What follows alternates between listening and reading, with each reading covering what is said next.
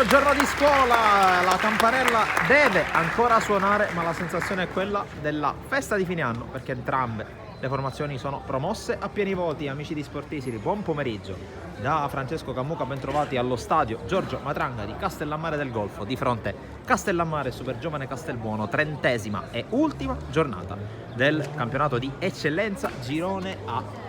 Formazioni, mentre intanto prima c'è Malik Ba che scappa, Ba davanti a Mammano, subito Malik Ba con la specialità della casa, la fuga per il gol, la fuga per la vittoria, la fuga per l'1-0 del Castellammare.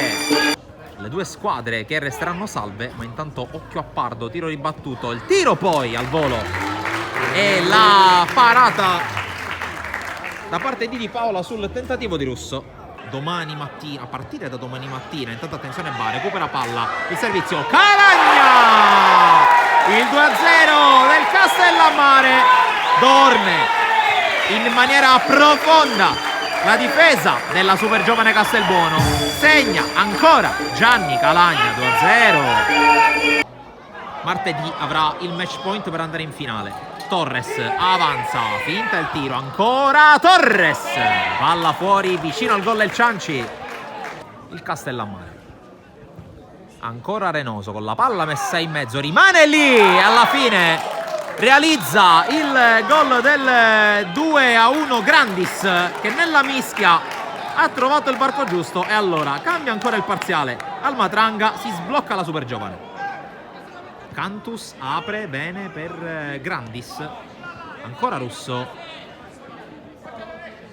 Suarez, palla di ritorno per Russo che può proporre al centro, Suarez controlla, evita Messina, calcia, palla fuori, ma bella azione della Super Giovane in favore della Super Giovane. Qui Torres sull'uscita di Paola, che è bravo a respingere, dunque a negare il gol del 2-2. Alimenta l'azione milana. Calagna se la porta sul sinistro, scucchiaia verso l'area a cercare Musso, Musso la rovescia in area, Taibi di testa, palla che rimane lì e poi viene allontanata dalla difesa.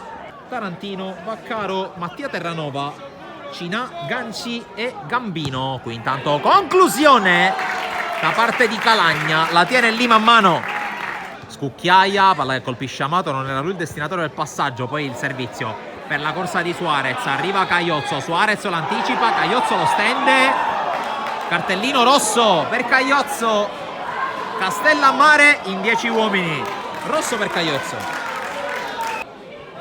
Pennisi, sono tutti nella metà campo del Castellammare, fatta eccezione per Mammano, la scucchiaiata intanto di Renoso, l'uscita di Paola che nulla può sul tap-in, Di Palma che porta sul 2-2 il risultato, il gol del numero 8 della Super Giovane che pareggia.